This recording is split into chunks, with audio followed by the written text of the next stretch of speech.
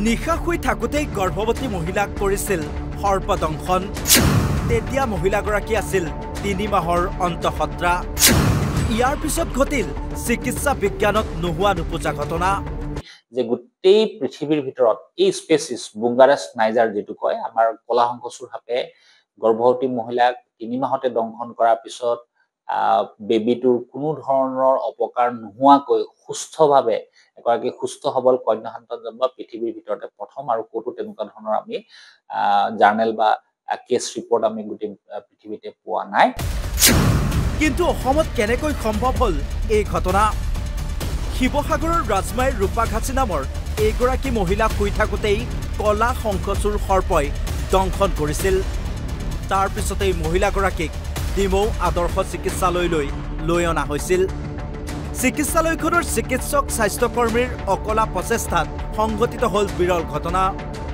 মাতৃয়ে জন্ম দিয়ে এটি সুস্থ কন্যা সন্তান।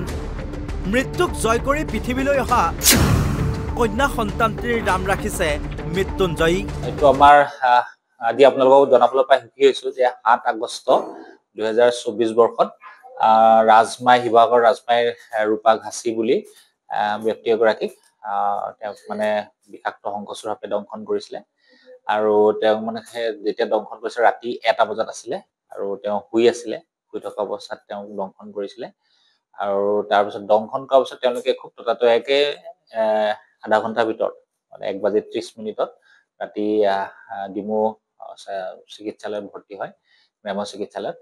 সেই সময়ত আমি তৎক্ষণাত আমাৰ দুজন ডক্টৰ আছিলে, কৰ্তব্যৰত ডক্টৰ ৰেণ্টু গাম, তেওঁ এণ্টিভেনম বেজী প্ৰয়োগ কৰে।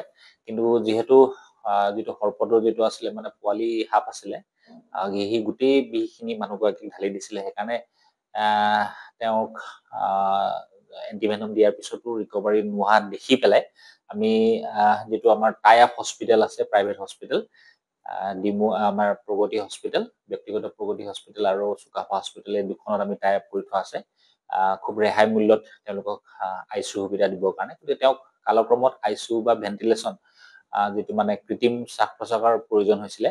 আৰু যিহেতু আমাৰ ডিমৌ হস্পিটেলত সেই ব্যৱস্থাটো নাই, আমি প্ৰগতি হস্পিটেলত তেখেতক স্থানান্তৰিত কৰা হৈছিলে। আৰু এক ৰাতি তেওঁক আমি ইয়াতে আমাৰ স্বাস্থ্যকৰ্মীসকলে প্ৰগতি হস্পিটেলৰ আইচিইউ স্বাস্থ্যকৰ্মীসকলে শুশ্ৰূষা কৰে, ভেন্টিলেশ্যনত বা মানে কৃত্ৰিম শ্বাস প্ৰশ্বাসত ৰাখে। আৰু পিছদিনাখন যেতিয়া ভেন্টিলেশ্যনটো আঁতৰিছিলে, মানে কৃত্ৰিম শ্বাস প্ৰশ্বাসৰ ব্যৱস্থাটো আঁতৰোৱা হৈছিলে, তাৰ পিছদিনাখনে আমি আকৌ ডিমৌ হস্পিটেল তেখেতক ট্ৰান্সফাৰ কৰা হৈছিলে। কাৰণ তেওঁলোক খুব দিন হাজিৰা কৰা মানুহ আছিলে, দুখীয়া মানুহ আছিলে, গতিকে ব্যক্তিগত চিকিৎসালয়ৰ খৰচ তেওঁলোকে বহন কৰিব পৰা নাছিলে। গতিকে তেওঁক আকৌ চিফ্ট কৰা হৈছিলে আমাৰ ডিমৌ হস্পিটেলতে। কিন্তু তেওঁৰ মানে ৩ মাহৰ অন্তঃসত্ৰা আছিলে। মানে তেওঁৰ প্ৰথম আমি তাৰ মানে টাৰ্গেটটো লৈছিলো মানুহজনী বচোৱা। তাৰপিছত আমি যেতিয়া তাই বাচি গ'ল বিষাক্ত সৰ্পদংশনৰ পিছত, কলা শংকচুৰ বুলি কয়, বুংগাৰাছ নাইজাৰ স্পেচিছ। তাৰপিছত যেতিয়া আমি বাচ্চাটো পেটত থকা বাচ্চাটোৰ বিষয়ে আমি তেওঁক মানে ভালকে ৰাখিবলৈ আমি চেষ্টা কৰিলো। প্ৰত্যেকটো মাহে মাহে তেওঁৰ আল্ট্ৰাচাউণ্ড কৰা হৈছিলে। ডক্টৰ সীমান্তজ্যোতি তাই গাইনকলজিষ্ট, আমাৰ স্ত্ৰীৰোগ বিশেষজ্ঞ, তেওঁ তাৰ শুশ্ৰূষা লৈছিলে। আৰু লগতে আমাৰ মানে পেডিয়াট্ৰিচিয়ান, চাইল্ড ডক্টৰ, শিশু ৰোগ বিশেষজ্ঞ ডক্টৰ গৌৰৱ চৌধুৰী আৰু হৃদয় বৰুৱা, তেওঁলোকে তাৰ কেয়াৰ লৈছিলে, মানে শুশ্ৰূষা কৰিছিলে পিবিৰ। আৰু আপোনালোকক জনাবলৈ পাই সুখী যে আপোনাৰ ২১ ফেব্ৰুৱাৰী ২০২৫ বৰ্ষত ৯ মাহত, তাই যেতিয়া ৩ মাহৰ পৰা যেতিয়া ৯ মাহ অতিক্ৰম কৰিলে, তাই ৰূপাঘাচিয়ে এটা সুস্থ সবল কন্যা সন্তানৰ জন্ম দিয়ে।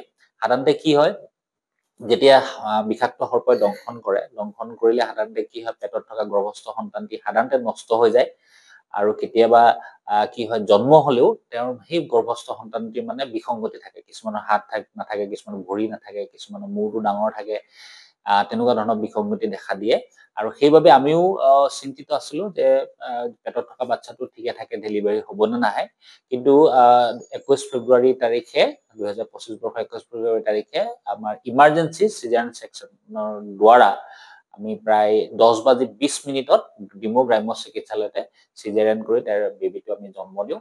আৰু তাইক বেবীটোক আমি সম্পূৰ্ণ পৰ্যবেক্ষণত ৰখা হয় 5 দিন পৰ্যবেক্ষণ ৰখাৰ পিছত সকলো আমি নৰ্মেল স্বাভাৱিক পালো আমাৰ শিশু ৰোগ বিশেষজ্ঞসকলে সেইখিনি চালে স্বাভাৱিক পাইছে আৰু তেওঁক আমি ছুটি দিয়া হয় আৰু তাৰ পিছত আমি এই বাচ্চাটোক আমি প্ৰায় 6 মাহ বা 8 মাহলৈকে আমি তেওঁক পৰ্যবেক্ষণ কৰিম কিবা এবনৰ্মেলিটি আছে নেকি বিসংগতি আছে নেকি আৰু আমাৰ শিশু বিশেষজ্ঞসকলৰ মতে সো তেনেকুৱা একো বিসংগতি হ'ব নোৱাৰে বা হ'ব নালাগে কিন্তু তথাপি আমি তাইক আমি পৰ্যবেক্ষণত ৰাখিম আৰু আপোনালোকক জনাবলৈ পাই সুখী যে গোটেই পৃথিৱীৰ ভিতৰত এই স্পেচিছ বুংগাৰাছ নাইজাৰ যেটো কয় আমাৰ কলা শংকচুৰ সাপে গৰ্ভৱতী মহিলাক 3 মাহতে দংশন কৰাৰ পিছত বেবিটোৰ কোনো ধৰণৰ অপকাৰ নোহোৱাকৈ সুস্থভাৱে এগৰাকী সুস্থ সবল কন্যা সন্তান জন্ম পৃথিৱীৰ ভিতৰতে প্ৰথম আৰু কোটো তেনেকুৱা ধৰণৰ আমি জাৰ্নেল বা কেছ ৰিপৰ্ট আমি গোটেই পৃথিৱীতে পোৱা নাই আৰু এটা আমি কথা কৈছো যে তেওঁলোকে যেহেতু দিন হাজিৰা কৰা মানুহ আৰু গাঁৱতো আপোনাৰ ধৰক গৰ্ভৱতী মহিলাটো মানুহটো মৰে বুলি ভাবেই তাতে যদি পেটত যিখিনি বেবী আছে সেইখিনিটো মৰে বুলিয়ে ভাবিছিলে গাঁৱত বিশেষকৈ ৰাজমাই অঞ্চলত আৰু তাৰোপৰি কি হৈছিলে ৰূপা ঘাসিৰ মানে আগতে দুটা প্ৰেগনেন্সি লছ আছিল মানে আগতে প্ৰেগনেন্ট হৈছিল তাই গৰ্ভৱতী হৈছিল যদি পেটতে ভ্ৰূণটো নষ্ট হৈছিল গতিকে এইবাৰো নষ্ট হ'ব বুলি সবে ভাবিছিলে গতিকে যেহেতু তাই মৃত্যু জয় কৰি আহিছে গতিকে আমি তেওঁৰ মাক দেউতাকৰ সন্মতি সাপেক্ষে তেওঁলোকে আমাৰ নাম এটা দিব ক'লে সো তাইক আমি নামটো মৃত্যুঞ্জয়ী বুলি নামকৰণ কৰো সো এইটো আমাৰ ৰূপা ঘাসিৰ কাহিনী শিৱসাগৰৰ পৰা ইৰছাতুল্লাহ অসম লাইভ 24